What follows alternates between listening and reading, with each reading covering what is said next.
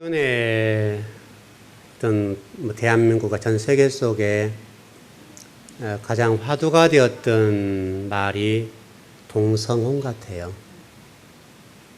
동성혼의 문제가 우리 대한민국도 또 전 세계를 지금 상당히 혼란스럽게 하고 있죠. 특별히 미국에서는 지금 동성혼의 문제가 합법화가 되었습니다. 그래서 지금 목회자들 사이에서 어떤 고민들이 생겼는가 하면 이 동성혼의 문제로 인해서 법제화가 되어 있으니까 목회자가 이 동성혼자들에 대해서 주례를 쓸 것이냐 말 것이냐 이렇게 논란이 벌어지죠. 법으로는 동성혼에 관해서 혼례를 행하지 않으면 벌금과 감옥행 이렇게 되어 있습니다. 참 이제 시대가 어려워졌습니다. 미국에서 지금 이런 문제가 굉장히 심각하게 대두가 되고 있는데 그렇다면 우리나라는 어떤가 싶은데 우리나라도 심각합니다. 그래서 최근에 우리나라에 관해서 미국에서 압력을 넣기를 동성혼 문제를 합법화시켜라 이런 압력이 들어오죠. 그리고 이제 우리 국민들 사이에도 이 동성혼의 문제가 부각되어서 수면 위로 올라왔습니다. 그래서 이제 동성혼자들이 최근에 집회도 가지고 어떤 발빠르게 좀 움직이면서 합법화를 해달라 이런 요구를 하고 있죠. 이제 그러면 이제 우리 지금 사회적으로 봤을 때 양축이 되는데 동성혼자들은 자신들이 지금 살아가는 방법이 다를 뿐이지 자기를 사랑한다라고 얘기하고 이걸 결혼하고 싶다. 법으로 제정해 달라는 얘기를 하고 있고 또 기독교 단체에서는 또 이것이 죄악적이니까 안 된다라고 좀 얘기를 하죠. 그래서 첨예하게 대립이 됐습니다. 이 문제를 여러분 어떻게 접근하시나요? 우리 믿는 자로서 또 한 사람 인간으로서 이 동성혼의 문제에 대해서 여러분 어떻게 접근하고 계세요? 또 그들의 얘기를 어떻게 이해를 하고 계시냐고요. 지금 동성혼의 문제에 관해서 기독교 단체와 죄종들도 성도들이 반대의 집회를 해서 상당히 시끄러웠습니다. 저도 이 문제에 대해서 그동안에 이제 몇 주 전부터 시작됐던 얘기들인데 한 번도 얘기를 해본 적이 없습니다. 침묵했습니다. 침묵은 했지만은 침묵한 이유가 그들이 정당하다거나 옳아서 침묵한 건 아닙니다. 제가 침묵한 이유는 그들이 옳거나 정당하거나 합법화돼야 된다라고 하는 전제가 아니라 바라보는 시각이 조금 달랐을 뿐입니다. 저는 개인적으로 그런 생각을 가집니다. 만약 기독교에서 동성혼의 문제에 관해서 어떤 반대를 하면 할수록 이 동성혼자들의 세력은 규합된다고 봅니다. 더 확장될 겁니다. 오래전 얘기죠. 제가 한번 설교를 했던 적이 있습니다. 연세대학교에서 천하대장군이라고 하는 이 어떤 뭐랄까요 수호신 같은 것이죠. 그것을 세운 적이 있습니다. 그게 의도가 수호신으로 세웠는지는 모르겠으나 어떻든 연세대는 미션이니까요. 그래서 이것이 기독교 단체와 연세대의 기독교 학생들과 교수들이 벌떼처럼 일어나죠. 연세대학교에서 천하대장군을 이렇게 세운다는 자체는 하나님에 대한 모독이다. 이렇게 얘기를 했죠. 그래가지고 굉장하게 시끄러웠습니다. 여러분, 그러면 이 천하대장군이 뭐가 되어버린 거예요? 기독교 단체에서 그 천하대장군을 세우는 것을 반대함으로 인해서 실질적으로 나무에 불과했던 것인데 이게 이제 상징화되어서 사단의 상징이 되어버린 거죠. 여러분 무슨 얘기인지 아시겠습니까? 예. 그러니까 우리가 천하대장군이 세워졌다. 세워라. 그 나무로 보자, 이게 나무로. 아, 나무 하나 서 있네. 이렇게 우리가 무시하면 그것은 나무에 불과한 거죠. 근데 우리가 의미를 부여하고 저게 사단이다 라고 보기 시작하니까 그게 사단이 돼버린 거죠. 여러분의 시각은 다를 수 있습니다. 다를 수 있지만 분명한 것은 천하대장군, 천하여장군을 수호신으로 기독교가 보니까 수호신이 돼버린 거죠. 오히려 그를 무시하고 나무 하나 서 있네. 그냥 멋지네. 어떤 사람이 좋은 작품을 만들어 놨네. 이렇게 했더라면 오히려 그것이 좀 이렇게 간단히 넘어간 문제가 아니었을까. 저는 이 동성혼의 문제를 그렇게 봤습니다. 여러분, 어차피 이 세상은 죄악된 세상이기 때문에 그런 자들이 있고 또 실질적으로 그들과 우리를 비교했을 때 우리가 그럼 거룩하냐 이거죠. 여러분, 그분들과 우리가 비교해서 거룩한 사람들이나요? 우리만 어떻게 지금 그 사람들 전혀 다른 별개 사람들처럼 살아가고 있냐고요. 조금 죄악적인 부분이 있을 뿐이지 우리는 사실은 더 나쁘다고요. 여러분, 성경에는 그런 얘기가 있어요. 구약 성경 얘기인데 남성과 여성의 옷에 관해서 서로 남성은 남성의 옷을 입고 여성은 여성의 옷을 입어야 된다라고까지 규정해요. 그만큼 남성과 여성을 구분시켜 놓고 이 동성혼의 문제에 대해서도 심각하게 다루고 있어요.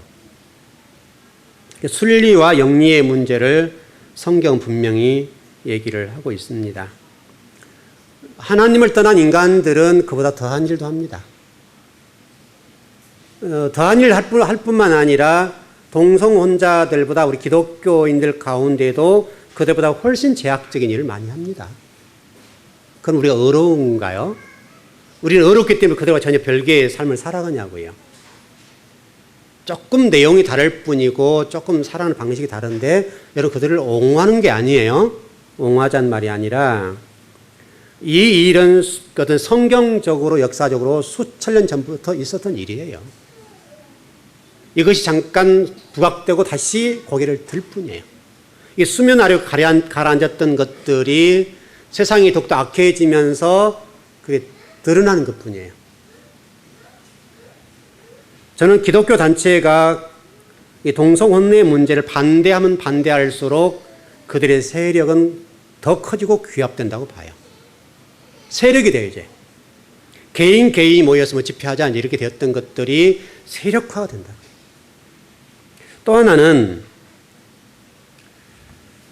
저는 개인적으로 목회를 하면서 여러분도 아마 느끼는 바대로 사단에 관해서 무시하는 입장입니다. 우리 교회에서 기도를 해 드릴 때도 있지만은 마귀 사탄아 물러가라 이런 기도를 해본 적이 없다고요. 사단을 무시하면 돼요. 그리고 사단을 무시하지 않고 인정하고 그를 몰아낼 세력으로 생각하면 사단의 세력은 커지는 거예요. 만일에 우리가 교회를 지킨다는 차원에서 동성혼의 문제를 교회와 별개로 그들은 적이다, 대적자고 그들은 우리가 분리돼서 그 사람들은 마땅히 죽어야 된다라고 본다면 또는 세상으로 격리돼야 된다고 본다면 어떻게 될까요, 여러분? 그게 정말 성경적인가요? 분명히 동성애자들은 사람이에요. 우리의 적이 아니에요. 자, 여러분, 동성애자를 옹호하는 거 아니라고 그랬어요? 분명한 것은 선교적인 측면에서 한번 생각해 보자고요. 과거에 십자군 전쟁이 있었어요, 여러분. 기독교가 십자가 대신 칼을 들고 와서 사람 죽였다고요. 기독교를 보호한다는 명문으로 어떤 기독교 외적인 어떤 저항 세력에 대해서 칼로 죽이는 거예요. 십자가를 지고 죽였어요. 여러분, 그 결과 역사가 어떻게 발전했죠? 그 일로 기독교가 여러분요, 그 다른 이방인의 세력과의 적대 관계가 됐어요. 선교문이 막혔어요. 우리가 세상을 공격하고 믿지 않는 사람들을 공격할 때에 교회와 그들은 적이 돼요. 여러분, 기독교가 세상을 공격할 수 있는 자리가 아니에요. 기독교는 세상으로부터서 성경에 뭐라고 설명했습니까? 매를 맞고 뺨을 맞는 곳이에요. 예수님이 걸어가신 길을 보게 되면 만왕의 왕이시고 권세를 가지고 능력을 가지시고 천사를 동원해서 일하시면 어떤 세력도 예수님 감당할 수가 없어요. 그런데 예수님께서는 십자가를 지고 갈보리상을 걸어가셨어요. 그리고 머리에 가시 멸관을 쓰시고 피를 다 쏟으셨다. 그리고 십자가를 지시고 가슴에 창을 맞았어요. 심장까지 뚫렸어요. 심장 속에 있는 물 한 방울까지 다 쏟아내셨어요. 이게 기독교예요. 기독교는 그게 기독교예요. 기독교가 핍박을 당하고 순교를 당하고 매를 맞을 때, 환난을 당할 때, 고난을 당할 때 기독교는 확장됐어요. 오히려 기독교가 십자군 전쟁과 같은 세력화가 되어서 세상을 적대적인 관계로 몰아붙일 때에 세상과 교회의 선교문은 막혔어요. 이게 역사예요.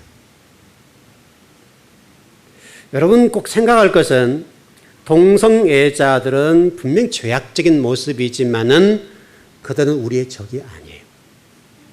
우리가 품고 기도해야 되고 우리가 품고 저들의 복음을 전해야 될 대상이라고요.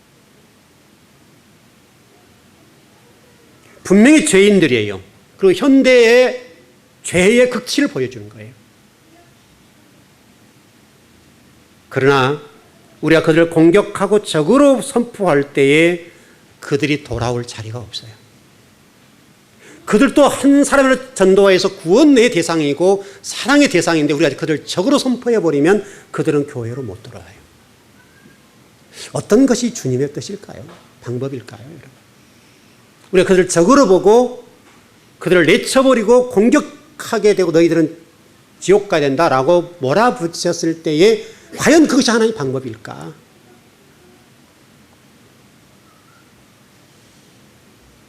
그래서 개인적으로는 좀 그들이 세력을 규합하고 그런 게 있습니다만은 좀 우리가 무관심해버린 것이 오히려 더 현명한 방법이 아닐까. 이건 제 생각입니다.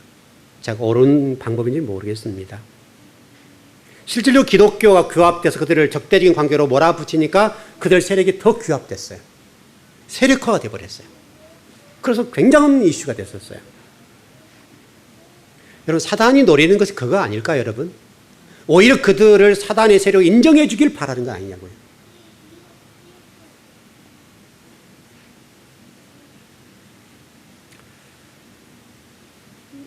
그렇다면 이제 이런 문제, 그것은 좀 더 정리를 좀 해보고요.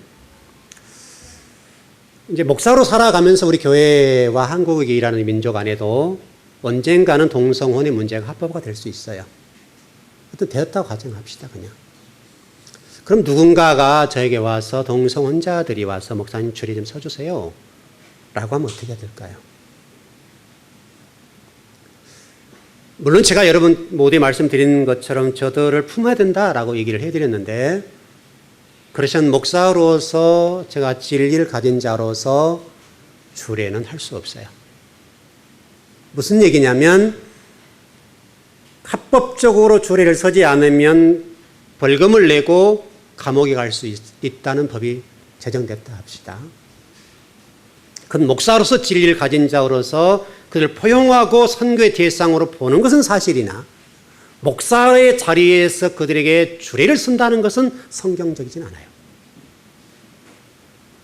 감옥 가고 설령 벌금을 내는 한이 있더라도 그것은 제가 목사의 자리이기 때문에 그것은 해야 된다고 봐요. 하나님은 저에게 기름을 부어 세웠어요. 세웠기 때문에 그들을 바라보는 시각에 있어서는 포용해야 돼요. 그럼 목사의 자리에서 그들을 합법적으로 주례를 서느냐의 문제는 이것은 어떤 하나님의 방법에 있어서 그릇됐다고 보는 거죠.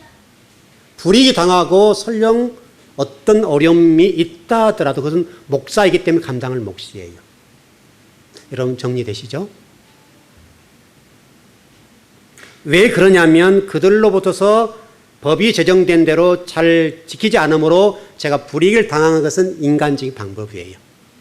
그러나 하나님은 더 무서운 분이에요. 하나님이 더 우선하기 때문에 하나님이 그 부분에서 너희들이 그 부분에서 주리를 설하라고 말씀하지 않으셨기 때문에 그것은 할 수 없다 이거죠. 그럼 분명히 성경은 그런 부분에 관해서 여러분 세상에 관한 모든 내용들을 설명하면서 세상에 우리가 그들을 적으로 몰 것이 아니라 포용의 대상, 선교의 대상이라고요.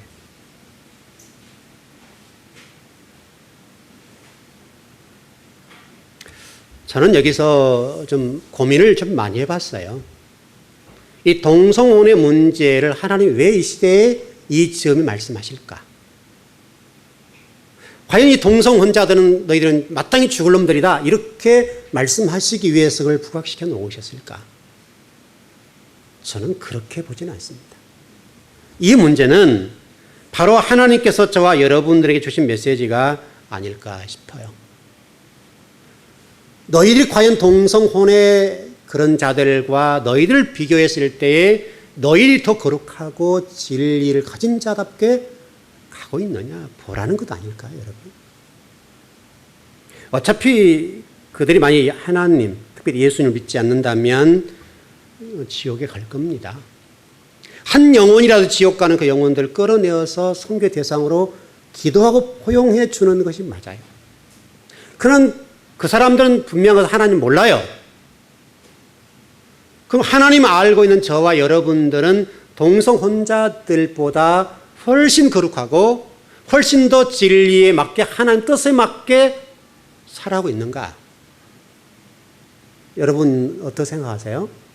우리는 과연 그들보다 훨씬 더 거룩하고 하나님 백성답게 하나님 나라를 세워가며 뜻과 계획을 이루어가면서 살아가고 있고 우리 창세기 1장에 배웠던 것처럼 하나님의 근본 의도하신 높으신 뜻과 계획들을 진리 말씀 배우고 익혀서 가냐 이거죠. 얼마나 우리 하나님 말씀을 많이 알지만은 많이 아는 것으로 끝나 있고 말씀을 알지만 하나님 백성답게 살지 못하잖아요, 우리가.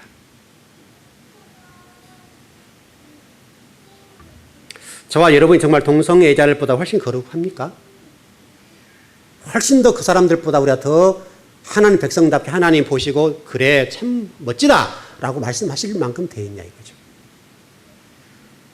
여러분 창세기 말씀을 좀 잘 보시면 6장에 이런 말씀이 있죠. 차라리 우리 공부를 했었는데요.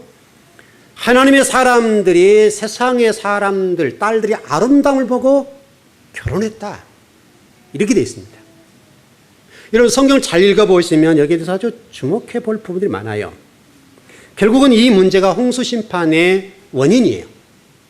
결정적인 원인은 바로 노아 시대의 문제가 뭐냐면 하나님의 사람과 세상의 딸들이 아름다움을 보고 결혼하는 게 문제예요. 그럼 여러분 잘 생각해 보시자고요. 하나님의 사람과 사람들의 딸이 결혼한 이 결혼이 잘못됐기 때문에 심판하셨냐고요. 결국 이 세상 사람들 결혼했기 때문에 문제가 아니라 하나님의 사람들이 하나님의 사람답게 못 살았단 말이잖아요. 결혼의 문제가 얘기하는 것이 아니라 분명 그것은 아름다운 여인들의 문제는 아닐 거예요. 사람들이 딸의 아름다움을 가졌는데 그 아름다움이 우리를 타락하게 한 원인이 됐다. 이건 아니잖아요, 여러분.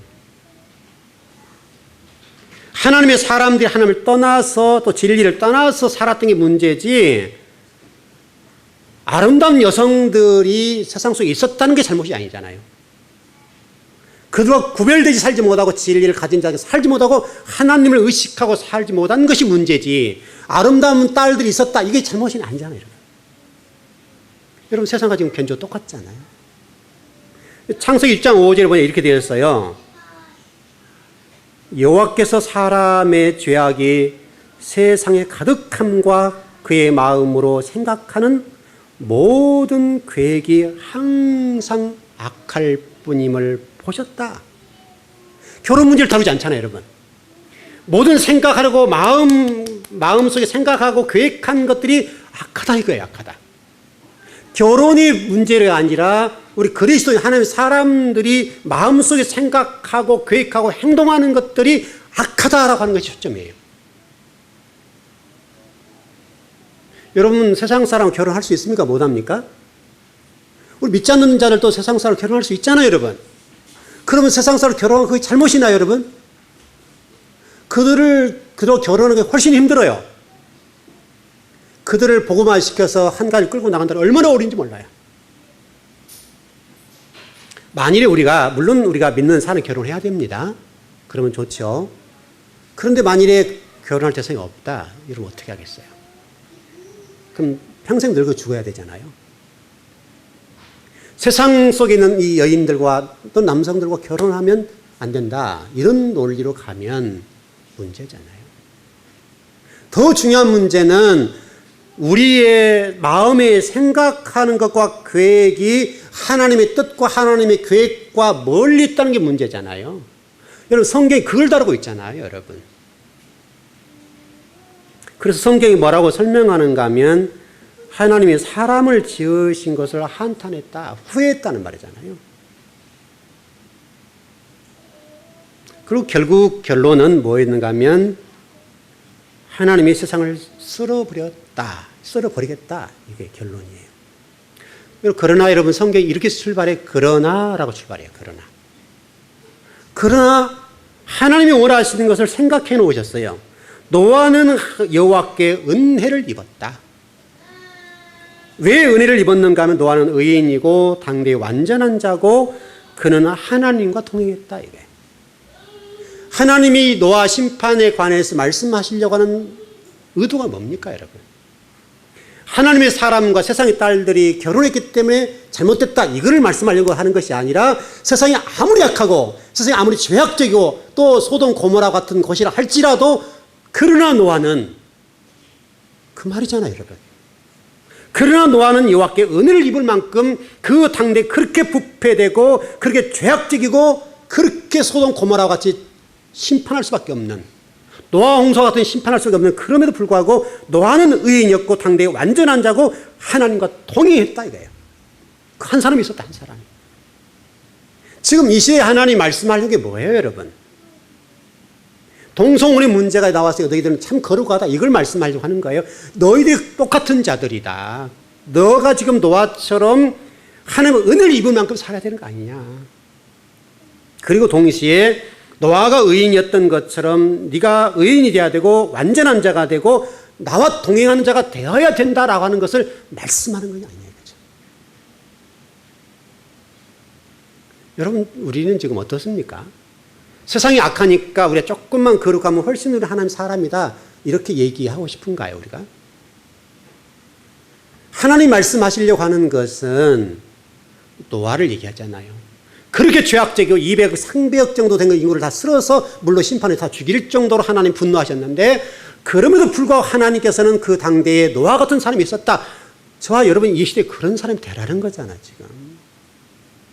저놈들이 나쁜 놈들이다. 저놈들은 죄악적인 놈들이고 저놈들은 기독교의 아주 적이다. 그러니 쟤를 쓸어버리라, 이렇게 말씀하냐고, 여러분.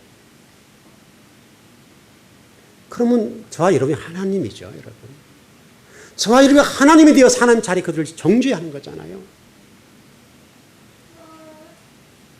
하나님의 음성은 동성애자를 향하고 있지 않고 하나님의 사람들 가운데 하나님을 떠나거나 진리를 외면하거나 이 당대의 진리를 가진 자로서 의인이요 완전한 자요, 하나님과 동행해야 되고 하나님 말씀대로 완전한 자가 되어야 되는 것이 우리인데 우리가 그렇게 못됐다는 걸 말씀하는 거잖아요, 지금.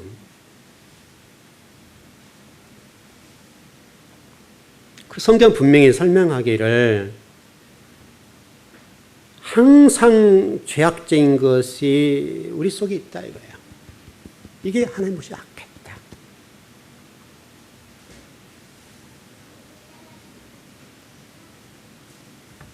여러분은 어떠세요? 말씀을 들으시면서 무엇을 생각하세요? 지금 이 시대의 이런 모든 흘러감과 이런 이슈들이 그들을 향하고 있지 않고 하나님은 우리에게 향하고 계십니다. 왜냐하면 성경 가운데 하나님은 항상 저와 여러분에게 초점이 있거든요. 우리의 초점이 있고 우리가 그 영혼 한 영혼을 끌어내어서 하나님 백성을 만드는, 그게 초점이 있잖아요. 결국 우리가 노아처럼 아무리 죄악적이고 아무리 세상이 잘못된 방을 가지만은 너는 어떠냐, 노아처럼 지금 그렇게 되어 있냐. 여러분, 오늘 계시록 공부가 그거잖아요, 여러분. 오늘 계시록 공부가 그 얘기를 하고 있는 거예요. 오늘 성경이 이렇게 말씀해요. 5절에 보니까 하나님의 보좌로부터 나오는 것이 번개와 음성과 뇌성이 나왔다 했습니다. 오늘 거기 초점을 보고 공부를 할 거예요. 보호자로부터 나오는 것이 있는데 번개와 음성과 뇌성이 났다. 다시 설명하면 하나님 보호자로부터 뭔가가 나왔다. 발출되었다. 이런 말이에요. 나고라는 말은 현재형이에요. 현재형. 지금. 우리에게도 동일해요. 하나님 보라도 지금 하나님의 이 번개와 음성과 내성이 나오고 있다 이거예요. 그럼 뭐하러 나와요 여러분? 이 내용은 우리 계시록을 쭉 좀 보니까요.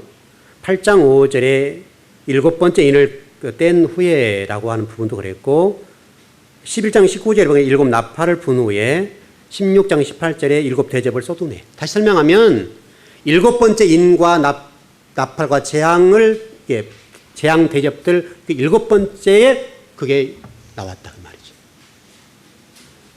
번개와 음성과 뇌성이 그 7번째에 끝날 무렵에 나왔다. 굉장히 중요하고 시사한 바가 많아요.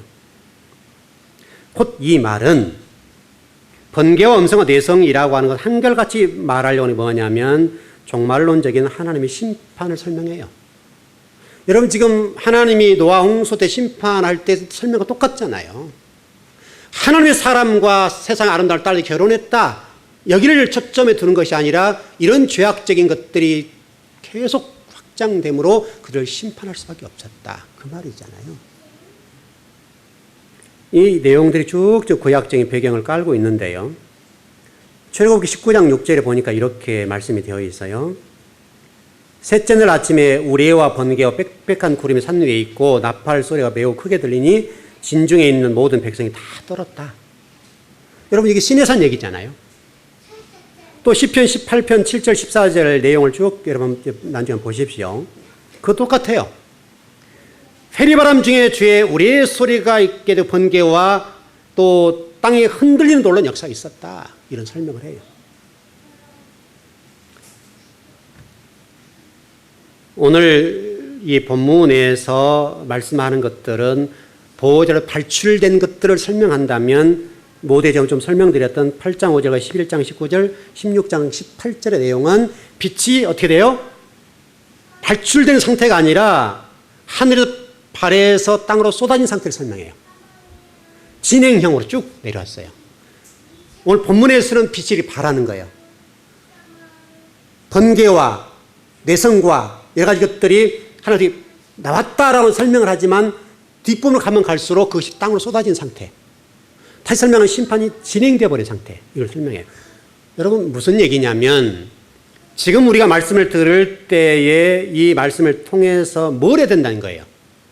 구약과 신약 전체를 통해서 말씀하려고 하는 것이 쏟아져서 땅에 진행되기 전 상태까지 오기 전에 진리를 돌아서라 그 말이죠. 이미 와버리면 끝나니까. 노아 홍수도 그렇잖아요. 하나님이 한탄해버릴 정도까지 여러분 시간적으로 어떻게 써요 여러분? 여러분 창세기 연대가 굉장히 큰 거 아시죠? 거의 1800년 정도의 창세기 내용이란 말이죠. 하나님의 금흑이 뭡니까? 1장부터 11장까지 내용이 뭐 서론적인 부분으로 보는데 이 서론적인 부분이 태고사적인 부분이죠. 근데 이 시간이 굉장히 길었을 거예요. 하나님이 그를 바라볼 때 너 이놈들 돌아서 이렇게만 말씀하는 게 아니란 말이죠. 시간이 굉장히 지났다. 돌아서라 돌아서라 수많은 말씀을 전하고 또 전했는데 안 돌아서는 거예요. 다시 말하면 하나님이 이렇게 찬 거예요. 참는 것이 끝이 와버렸어요. 그게 내용이에요. 그게. 저와 여러분이 이 땅에 살면서 여러분들 세상 속에서 나가서 말씀을 어긋나 살 수도 있고 진리를 벗어날 수도 있고 하나님과 무관하게 살 수 있어요. 그러나 그게 하나님 여기 참으면 안 돼요. 여러분 개인 한 분 한 분을 바라보실 때 하나님 여기까지 올 때까지 참아버리면 안 된다.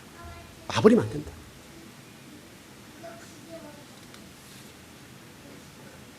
여러분 구약 성경화 내용들을 보면요. 하늘 강림하신 내용들이 나와요. 에덴 동산과 노아 홍수와 바벨탑 사건들을 보면 하나님이 강림하세요. 신의 산도 마찬가지죠. 강림하세요. 근데 여러분 강림하실 때마다 어떤 일이 일어났어요, 여러분? 하나님이 내려오실 때마다 어떤 일이 일어났어요, 구약 성경에서? 심판이 아니십니다. 그래 이렇게 발출되었다. 이것이 발출되었다. 이게 4장이에요. 그것이 8장으로 넘어가면 땅으로 쏟아져요. 그러면 곧 그것은 뭐란 얘기예요? 심판이란 얘기예요. 여러분과 제가 지금 이 시대를 바라보면서 그 하나님 끝을 보고 가시길 바라요. 오늘 설교를 듣는 저와 여러분이 이 설교가 마지막일 수도 있어요. 왜냐하면 우리 내일이라고 하는 기약이 없어요. 그래도 내일 볼 수는 있을지 모르지만은 오늘로 끝날 수도 있어요. 제가 오늘 설교하고 하나님 나라 할 수 있잖아요. 그래 안 그래요? 제가 오늘 설교하고 하나님 나라 갈 수도 있어요. 지금 멀쩡하지만은 하나님이 오라 하면 가야 돼요. 그럼 몰라요. 우리 가운데 내일 못 볼 사람이 있어요. 그건 모르는 일이에요. 바로 여러분 그거예요. 우리에게 내일이라고 하는 건 보장되어 있지 않아요. 이와 같이 하나님 말씀을 들을 때 우리가 하나님의 뜻과 그에게 맞게 우리를 드리는 삶을 살아야 돼요. 여러분 주기도문에 보면 그렇게 되어 있어요. 아버지 뜻이 하늘에서 결정되어 땅에 이루어진다라고 되어 있어요. 그렇게 되기 전에 우리가 하나님 말씀대로 걸어가면 좋을 것 같아요. 요한은 바로 그 얘기를 하고 싶은 거예요, 제가 여러분. 요한이 빛이 발에서 쫙 나왔다 이런 얘기를 하려고 하는 것이 아니라 하나님께서 저와 여러분들이 다급하게 뭔가 말씀하시는 거예요. 이 빛이 땅에 닿기 전에 너희들이 속히 돌아서라. 노아 홍수에도 하나님이 한탄 해볼 때까지 가면 안 된다. 하나님 끝을 보는 그 상황까지 가면 안 된다는 거예요. 너희를 지금 동성애자를 보았지 저렇게 끝까지 가면 안 돼. 그걸 말씀하시는 거예요.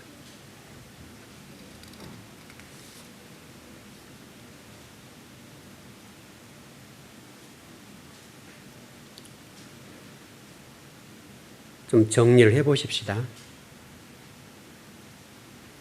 여러분이 오늘 말씀을 어떻게 들으시고 어떻게 이해를 하신지를 모르겠습니다만은 여러분 자신들의 말씀에 비추어서 나는 지금 진리 앞에 잘 가고 있는가 못 가고 있는가에 관해서 점검하시기 바랍니다. 점검하시고 우리가 때로는 우리가 하나님의 잣대로 누군가를 정죄하고 저 사람은 마땅히 심판받아야 되고 정죄 대상이고 저기 있다라고 생각했던 그 사람들 가운데에 하나님의 소리가 있습니다. 우리를 향한 소리가 있다. 그들이 분명히 잘못되었습니다. 잘못되었지만 그 잘못된 그것을 통해 하나님 우리에게 깨우쳐 주신다. 너희들은 어떠냐 이거죠. 너희들은 그리스도의 옷을 입고 하나님 말씀을 가졌지만은 너희들은 과연 지금 하나님의 사람답게 진리를 가진 자답게 노아처럼 그와 같이 살고 있는가? 그걸 물으시죠. 하나님은 지금도 스가랴서 4장의 말씀 보게 되면 7 등불이를 등장합니다마는 여호와의 눈이란 눈. 여호와의 눈이 저와 여러분들을 주시하시고 다 보고 계신다. 스가랴서 4장에 보면 7 등불과 연결시켜서 하나님의 신이라는 관점에 보지 않고 눈으로 해석해요. 눈으로. 하나님의 눈을 7 등불로 본다는 말이죠. 등불이란 말 하는 눈이라는 말도 포함된다. 스가랴서 말씀 보면. 등불이란 말 단순하게 불이 켜졌다 이런 말이 아니라 하나님 눈이 우리를 보는 거예요. 눈이. 그래서 스가랴서 4장 2절에 보면 순금 등대 성전 기물들 이런 것들이 나온단 말이죠. 이것은 성전을 세우겠다라고 하는 확고한 의지를 설명해요. 동시에 하나님의 사람들을 보시는데 의지를 가지고 우리를 보세요. 눈을 가지고 한 분 한 분을 보세요.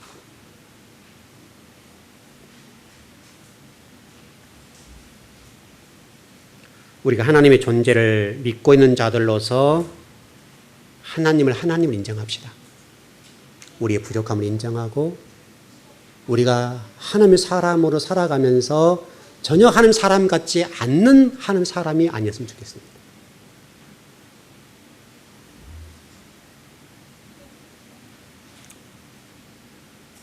이 시대를 통해서 우리가 말씀하시는 이 주의 음성을 듣고 조금이나마 진리편에 하나님 앞에 걸어갔으면 좋겠습니다. 예, 기도하겠습니다.